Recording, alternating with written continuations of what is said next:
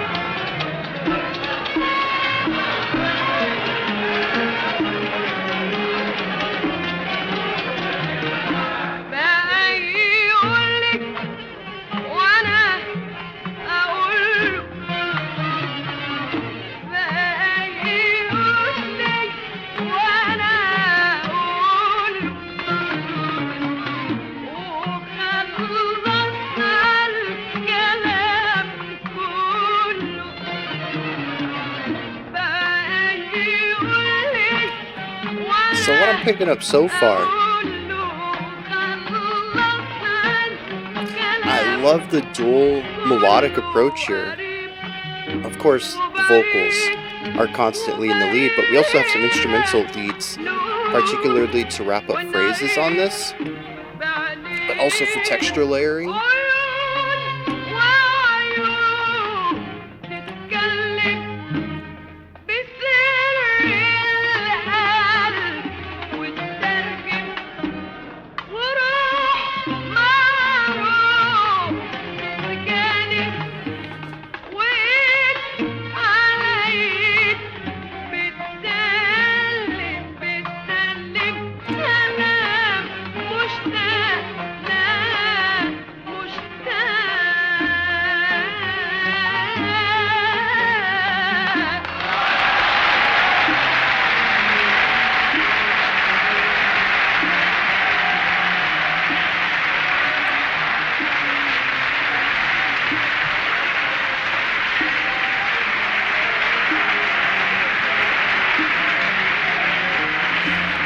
That is a long applause.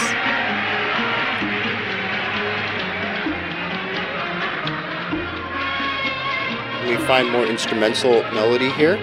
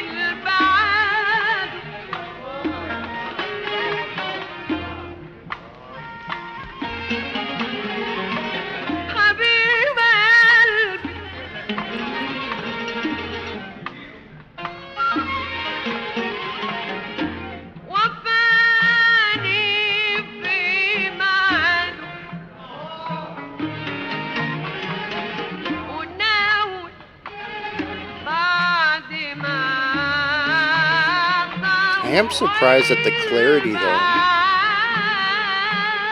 This was recorded in the 40s. That's almost 100 years old. I mean, it's like 85.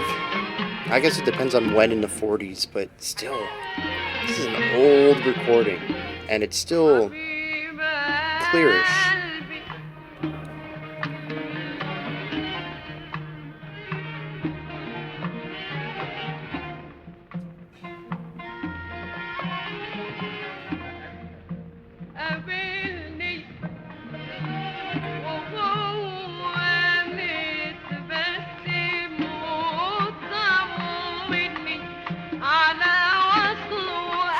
So we're bringing the energy down a bit.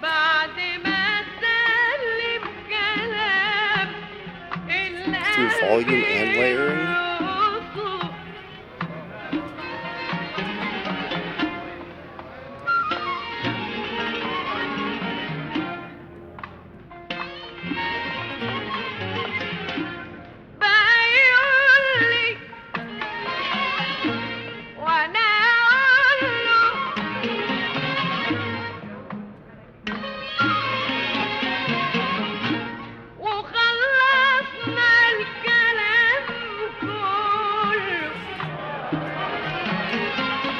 So I dig the rhythmic pulse of this too. Accents on 1, the and of 2, and 4. So every beat and a half, other than the 4-1.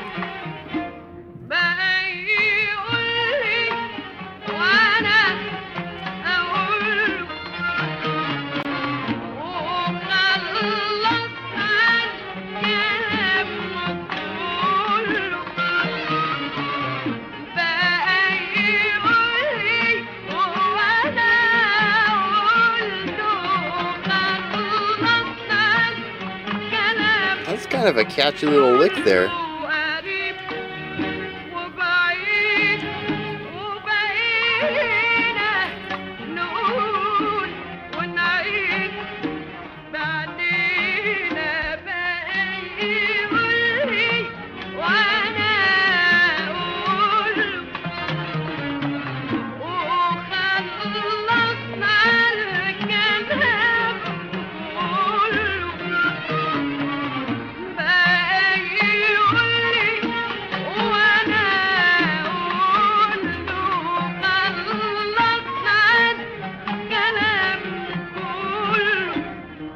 I wonder what genre this would fall under.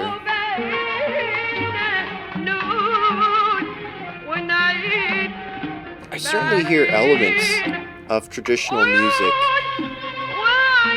for the culture.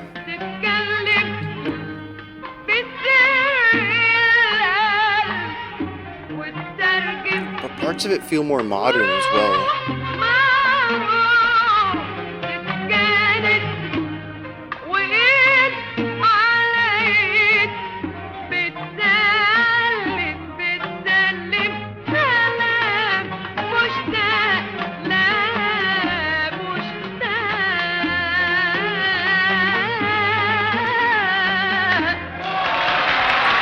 an aerophone in there. That kind of sounds like a flute to my ears. It does all these cool flourishy runs around the lead vocals.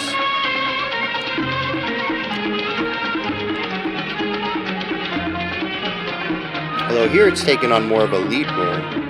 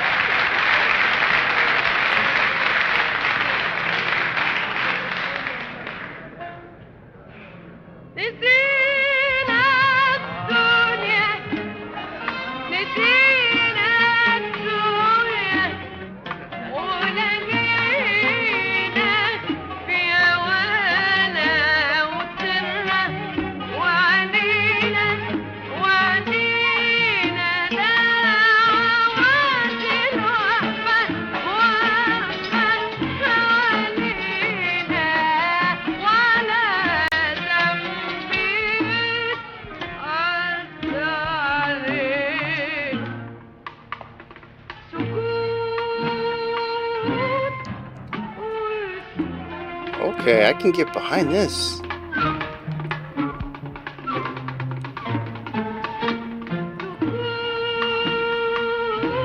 It's like probably the first big change in the song.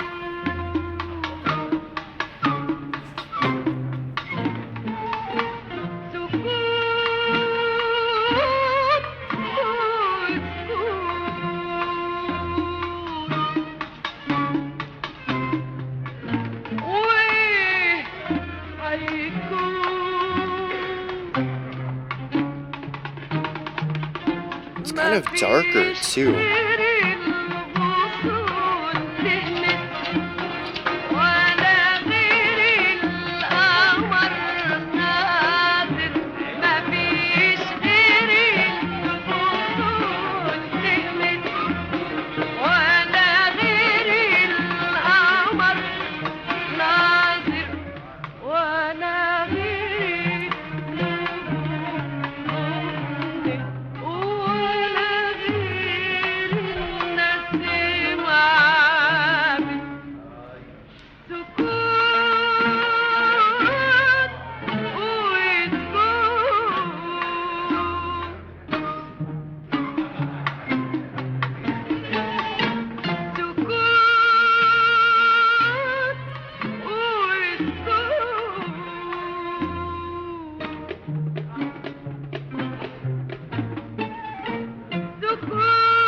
What's also interesting is that this section feels more inspired by Western music than the first, 10 minutes of the song or something. It's an interesting turn.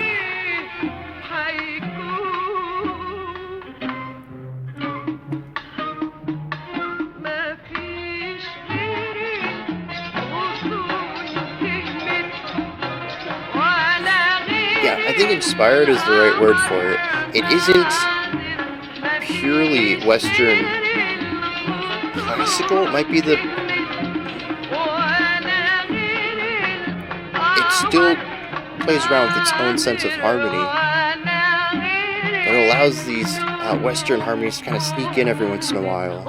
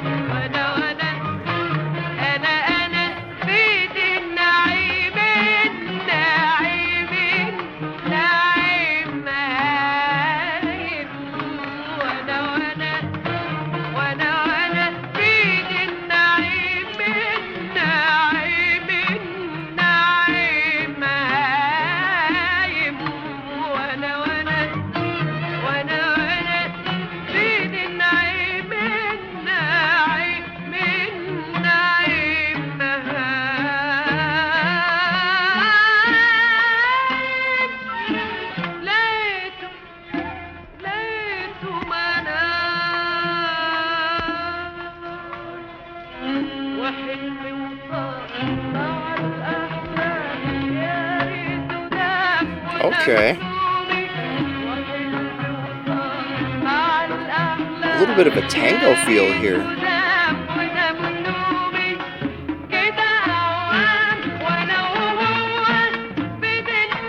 Now that's still kind of there. Again, it's like sort of intermixed, not fully leaning into one sound or another.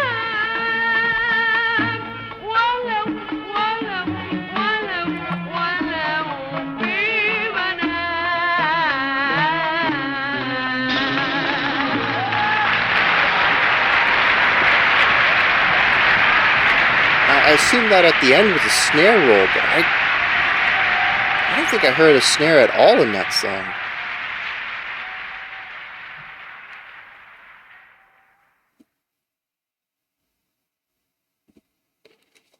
Yeah, that was neat. I dig that. I think it's a nice. I kind of wish we did more music from this area and in a more condensed period of time, so I can actually start to develop, an idea sort of being saturated by it, so I can kind of. It's like being thrown in the deep end of the pool, right? There's no. No, it's like jumping into a pool that's cold, right? You don't try to get in little by little. That's just going to take forever. You just jump in, you deal with the shock, and then you enjoy your time in the pool. That's sometimes what I need with genres is just to get, a lot of the sounds at one time so I can really piece everything together. And I feel like whenever we check out music from this area, especially traditional music or traditionally adjacent music from this area and this culture, it's like one song here, then 6 months later, another song there. And I really just want to do a whole week's theme on this so I can, piece together similarities and try to understand it a little bit more. But where was I going with all that? Oh, yeah. The last time we checked out anything like this, and I wish I could remember even the name of the song. I don't even know how to look it up. Anyways, the last time we checked out something like this, I found that the music tended to be a bit more. Actually, most of the times we've checked out anything in this area, in the Middle East in general. I found that the music can be very hypnotic. It kind of sits within a single vibe and just takes a lot of time to explore that atmosphere. And we do hear quite a bit of that on this track too, but I feel like it's a bit more exploratory than I was expecting for this type of music. There's contrast in here. We have high energy sections, we have low energy sections, we have the instrumental bits, which makes sense, to me at least, given my little exposure to this type of music. But the instrumental bits I feel are harmonically similar to the parts that where the vocals sing, but are melodically different. It has a different feeling to it. We'll get into that in a little bit when we discuss more of what the instruments are doing. But I do like the back and forth between the two leads, the instrumentals and the vocals. But even beyond just each of the, what I kind of view in like 5 minute pockets, we have these extended vocal led sections and then an instrumental bit, and that usually takes about 5 minutes. We see the same passage from minute 5 to 10. But after this, we enter into a new little area here. We bring the energy down, and as far as my ear could tell, we introduce some Western harmony to it. Not entirely, I wouldn't call it classical music, but it does seem to borrow a little bit and mix it in with the harmony that they were already playing with in the opening 10 minutes, while also bringing the energy down. We drop it down to one percussion instrument, one pitched instrument. It sounded like strings. I don't remember if it was the pluck string or some sort of bowed string, and then the vocals. And from here, we bring that energy back up. We bring in some groovy elements, which I thought was pretty cool. I was definitely moving my body a bit more at the end of this track. And then we introduce something that kind of feels tango-y. Like I said, it wasn't really the tango, but it feels tango-y. And I thought that was kind of cool too, because once again, we're bringing in some Western influence into this. And so there's just quite a bit more movement to this track than I was expecting, especially given, in a sense, how static the first 10 minutes are. It has minor movement to it, but for the most part, it sits within a vibe and fully explores it, which is my expectation for this song after the first few minutes kind of laid the groundwork for what they were doing. So that, I mean, that stands out to me a lot, and I'm not going to say that I didn't enjoy the first 10 minutes. It does become very repetitive. I think that there might be some nuance in there, especially in the vocal performance, that I'm just missing. The audio quality is kind of fantastic, knowing how old this recording is, but it's also it's not great. There's a lot of lost nuance and character to everything in here. It's just very compressed. I mean, you could even see that on the what is it called? It's the graph on the right side of the album art. Not the volume meter, but the, I don't remember what it's called. I don't know why I can't remember what it's called. But it was rather small almost the entire time. Just there's not a lot of strength in any frequencies. It's just a lot of compression on the top end of it all. So, like I said, there might be some nuance that if I had heard this live, or somehow a better recording of this exists, I don't know how that would be possible.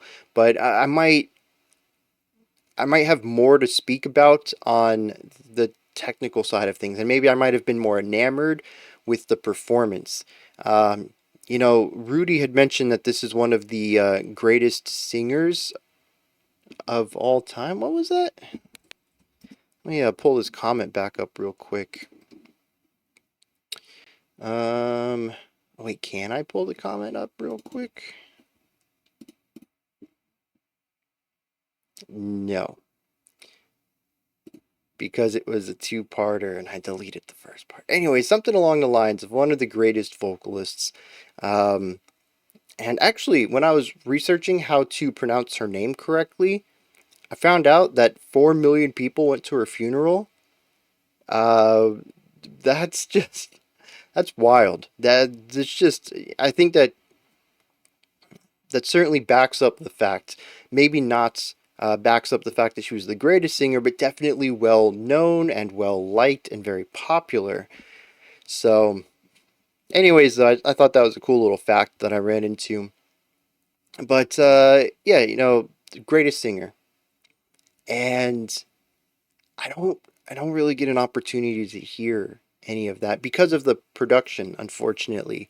Um, like I said, it's nuance, it's character, it's coloring of the vocals. All of this is stuff that's been erased because of the recording. So I'm kind of tempted though after this reaction to see if I can't find any higher fidelity recording of her, because I'm kind of curious now. Right, this was not a bad performance at all, but I can only gauge it on so much, particularly pitch. The pitches in here sounded good. The vibratos, well, sometimes I could hear vibrato, and sometimes the compression removed the vibrato. So it was kind of tough to gauge on that too. Really, pitch is the only thing I can go on, and she's pitch perfect in most places. It's rather incredible how accurate she is. But beyond that, I can't really talk too much about her skill because it's just not on display in this recording, unfortunately. Now, as far as composition goes, this lines up with my expectations. It goes above and beyond a little bit in ways. Again, I have very little exposure to this, but what I have heard, I've sort of developed ideas that I consistently hear in this type of music, which creates my expectations.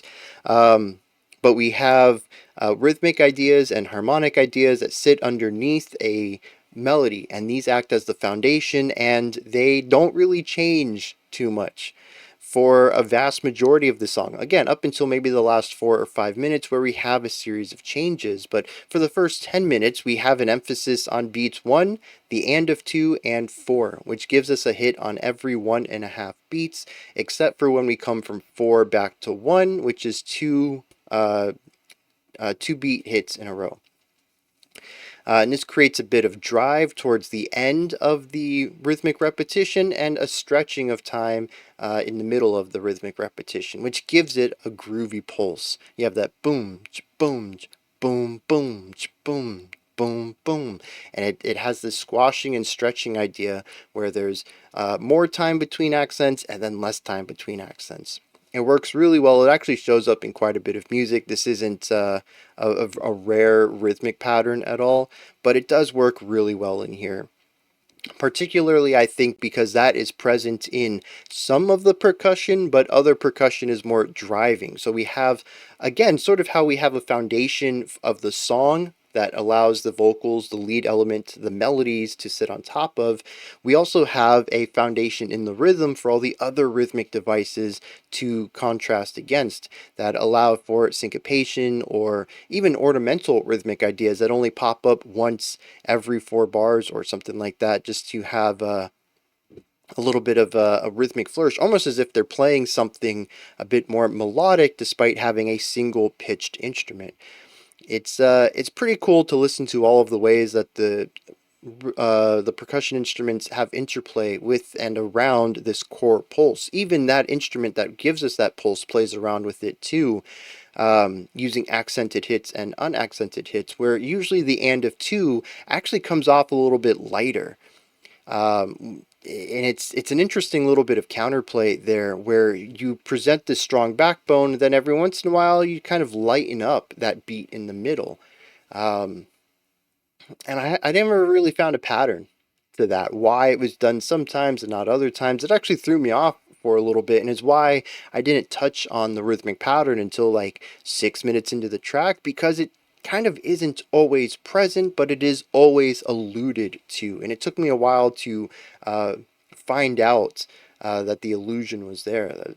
Almost every other instrument suggests it. You can feel that vibe, but it isn't always directly stated. And I found that to be very interesting. It took me a while to get around to understanding exactly what was going on there. So we have our rhythmic foundation. Above that, we have our harmony, our chords. What's interesting here is that the chords are not presented by a single instrument. There's a couple of instruments that group together to kind of play this, but they're quiet, at least in the production. It took me a while to hear them, because mostly what I hear out of the instrumentation is the ornamental ideas, stuff like that flute instrument. Again, I don't know what it is. It is an aerophone of some sort, but I'm not sure what the particular instrument is. It sounds like a flute to my ears, but maybe they don't have a flute. I don't know. That gives us a lot of ornamental ideas, little trills and flourishes throughout. But there are 2 string instruments, I believe. One is plucked. That one definitely exists. Some sort of dulcimer, and then there is what I think is a bowed instrument, something like a violin. The plucked instrument and the violin both typically play the same melody that the vocal is playing, and this gives us the texture layering that I think is key to not just this music, but a lot of music similar to it. Pretty much any time we've checked out uh, traditional Arab music in the past, I have found this phenomenon to be present. I think it's really interesting, and I kind of wish Western music, especially modern mainstream Western music, would do this more often. It's something that I love, is bringing a bunch of different feeling instruments. The plucked string sounds very different from a bowed string, sounds very different from the vocals, and yet they're all playing the exact same pitch. I think the dulcimer is actually an octave down. Uh, I don't know why I can't remember. I'd have to go back and listen to it again. Regardless, they're playing the same pitches, octave difference or not. And so they kind of meld together, especially with the lower fidelity quality on the audio. But they sort of meld together into a singular voice, and that's what texture layering does well. It's one of the cool things about it, is that you can present a single melody line, not with harmony, where you might have a single voice that does multiple pitches, like a guitar, right? This each string on a guitar kind of has a slightly different timbre, but it's all generally guitar sound. And if you do your own backing tracks, you have your same voice, but you change your pitches on it. This is the opposite. You keep the pitches on everything, but you have different instruments that present it. And I think much like harmony, it creates very rich sounds. But in modern music, we just mostly layer pitches. We don't layer textures or timbres. And it's something that I'm noticing quite often in music like this that I love. It's just a great part. And yeah, we have it here. And to me, this is the core of the song right here. You have a melody played by multiple instruments. Then you have your foundational, your rhythm, your chords, and they don't change much at all. You're going to hear the same foundation for like 10 minutes straight, and it allows room for the melody to express itself across this time and to fully explore this atmosphere.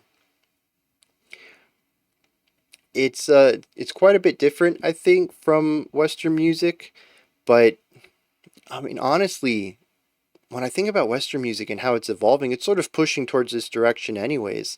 A lot of modern songs, even modern classical, is really about building an atmosphere and, exploring it. So, yeah, it's kind of interesting to see how things, because, like, classical Western music was very, especially when we look at Baroque and Renaissance, we're looking at a lot of movement, a lot of different ideas, all of it coming together. And we've kind of had a simplification of atmosphere over the years. And it's interesting to kind of see the needle move back towards something like this. Although, of course, this is also from the 1900s. It's pretty recent compared to Baroque and Renaissance too, but it still has, to me at least, its roots. Well, it still has its inspirations in its own roots. We'll put it that way. Um, Now, when the vocals aren't singing, we have these instrumental bits. I thought these were pretty nice. First of all, just because I wasn't expecting them, but second of all, because it does provide some contrast. It allows the instruments to take that same melody, and at least to my ears, it felt like there were some flourishes to them. They would play something similar to what the vocals would have sung, but with a little bit different direction to it. And I'm not entirely sure if this is accurate, though, because I did hear a lot of recurring ideas, motifs, riffs, licks, whatever you want to call them, ostinatos. I did hear a lot of that, but there are also places that it felt like we were in a fully linear idea, that the melody wasn't designed to be a 4 bar concept musically that you just change the words to. Some places felt like they were just completely linear. We just sing this melody line and the words go with it, and we'll never return to this concept again. And so it might just be that these instrumental bits were taking a motif from the melodic, from the vocal melody, and then applying this linear passage onto it. So again, it's not something that is only in the instruments. I heard the vocals do this too, but whenever the instruments were in the spotlight, when they had their 16 bars or whatever between verses, consistently they were playing non-cyclical ideas. And I thought this was pretty cool. It almost acts as a sort of, at least to me, a refresher, a moment to re-engage the brain. Not that I find the vocal bits to be less engaging, but because of the cyclical nature, like I mentioned at the beginning, it kind of feels hypnotic. You just kind of get lost in the atmosphere and the singing and all of this. And those were moments for me to be like, oh yeah, there's ideas here I need to focus on, and this is new to me. So let me see what they're about to drop. And I like those, sort of like a big punctuating a period at the end of a sentence. So like, okay, this chapter's done.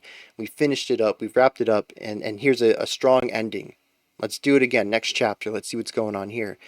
And it allows the song to be broken up into, like I mentioned, these 5-minute movements that I think helps chunk it up in a way that improves listenability.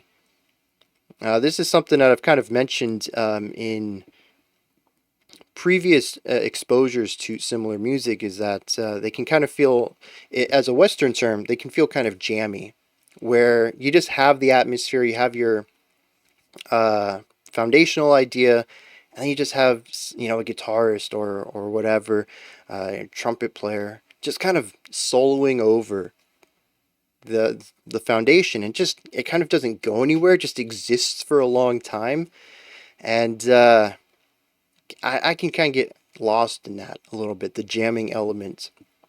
And this kind of feels like it goes in that direction at times. And like I said, being able to chunk it up into these moments allows it to be broken up, and that allows me to digest it a little easier. So I really appreciate having these instrumental bits that kind of act as these final points to a part of the song before we move into the next. Now, the last thing I want to touch on before we head into the lyrics is simply the last 4 minutes or so. Like I mentioned, this surprised me because we introduced some Western harmony into it. I kind of want to say Western movement in general, though. Again, we don't ever fully take on classical writing, but we do sort of introduce some Western harmony into it, and we sort of allow them to intermix.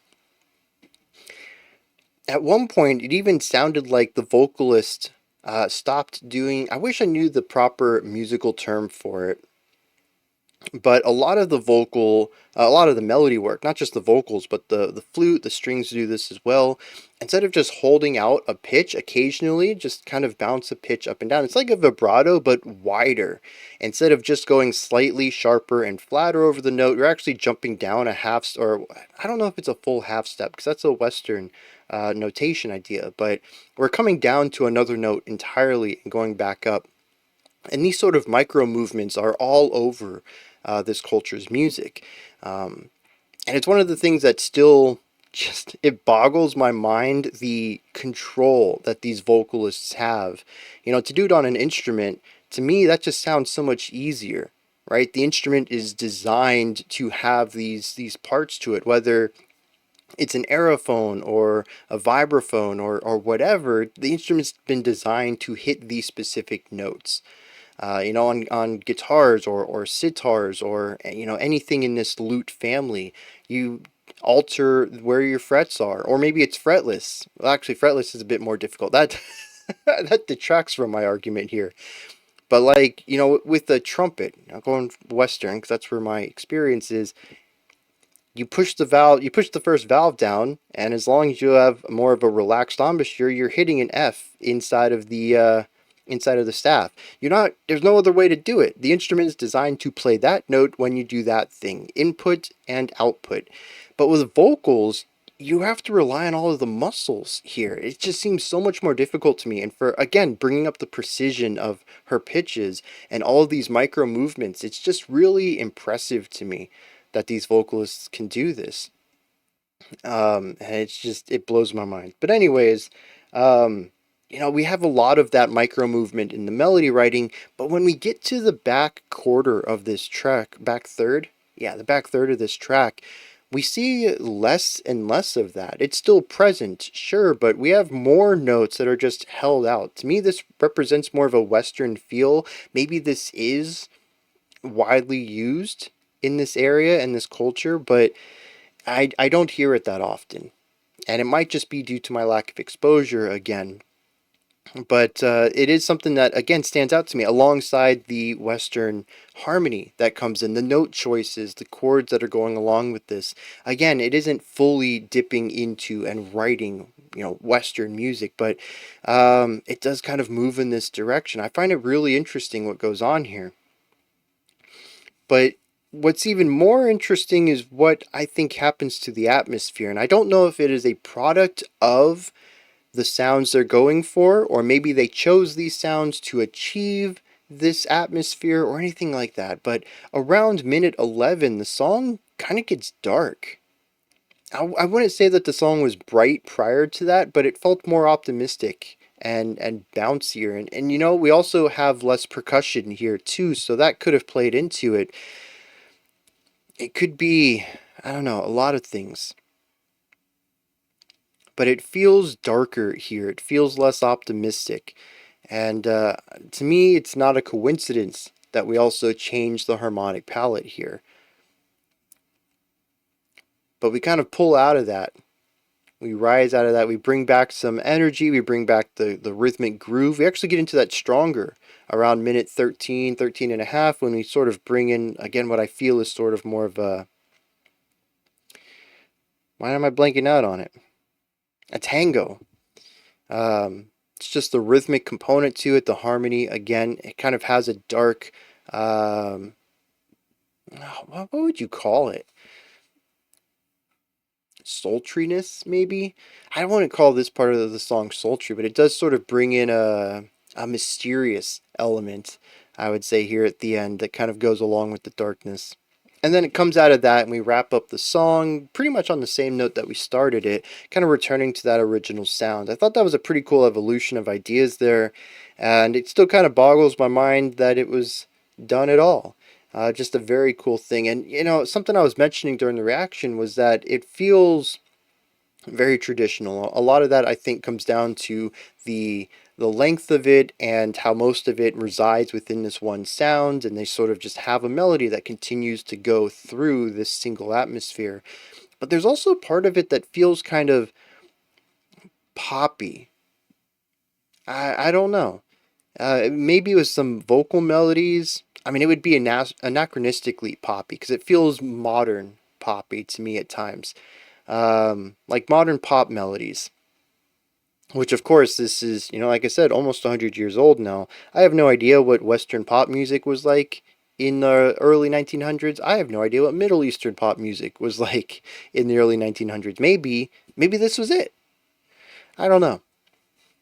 But there is something that feels, like I said, sort of a merging of the traditional and the modern in here. And I wish I could pinpoint it down. I don't know if it's due to my lack of experience with this music. I don't know if it's due to the lower fidelity recording here, but there's just something I can't see or get, but I can feel. And I think that's pretty cool too. I don't think well, actually we did. And I think it was Rudy's last request too. A mix of traditional and modern electronic folk music. I might be misremembering that. But that was pretty cool too, a merging of the traditional and the modern. This feels a bit more muted though. That, like I said, that was electronic music plus traditional. Was that Arab music? I can't remember.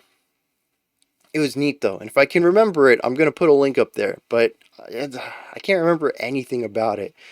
Um, but like I said, if I do, producer Bryan, is that what I call him? I don't know. The guy who handles all of the YouTube side of things. I'll put a link up there. You guys can find that reaction. But this one feels a bit more muted and understated, where the modern aesthetics are, I think, sort of hidden beneath the very traditional core. Alright, I'm going to look up some lyrics, which Rudy was nice enough to find for me. I don't know if I would have found them myself. and we'll do a lyrical discussion, and then we'll wrap this video up. This is actually a sad song. And I think you'll see why I think that the ending of this track, kind of moving towards a darker side, actually fits well. It starts out and it says, My beloved fulfilled his promise and came at the time he said he would. It softened my heart after a long period of separation. He met me with a smile and assured me of his arrival, and after greeting, he said, My heart rejoices. He kept telling me, and I kept telling him.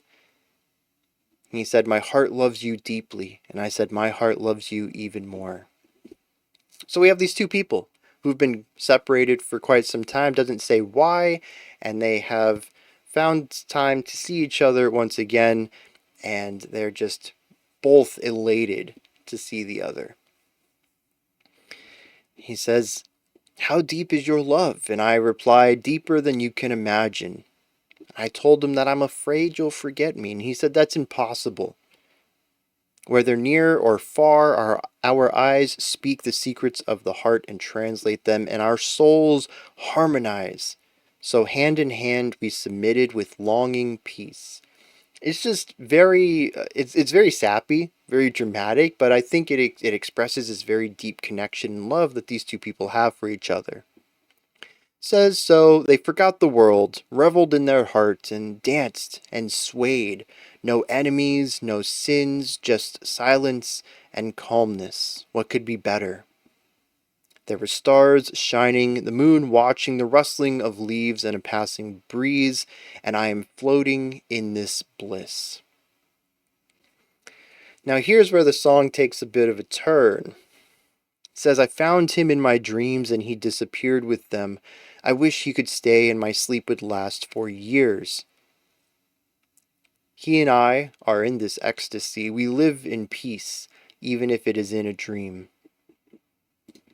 So it could allude to two things. Either one, this person doesn't exist at all, or that the separation is still there. For whatever reason, they still can't physically see each other, and so the narrator dreams about this person and the bliss and the joy of being with them.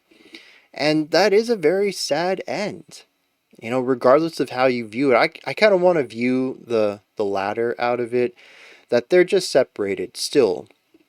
And I think the first stanza supports this. After a long time apart, they meet, but they only meet in her dreams because they're still separated for whatever reason. And, it is kind of bittersweet there at the end, which I think is why the song does bump up quite a bit. There's the bitter part of it where, I wish I could sleep a little longer so I can see him. But then the sweet part comes in. One, maybe that, they won't be separated in the future and the dream will become a reality. But two, because as she mentions, we live in peace, even if it is in the dream. And that peaceful element, I think, is what sweeps in at the end and kind of removes a bit of that darker element that I found around minute 11 or 12. Yeah. Very interesting. It's a love song. Sort of a not brokenhearted, but a sad love song. Does that make sense? Interesting. Here's the other thing too, is that I kind of associate a lot of this with Western music. I think it's very cool that it shows up here, and one that probably just talks about my ignorance of this culture's music, especially in the modern era, but it's just not something I would expect. So that's kind of cool too. All right, that wraps up my thoughts on this.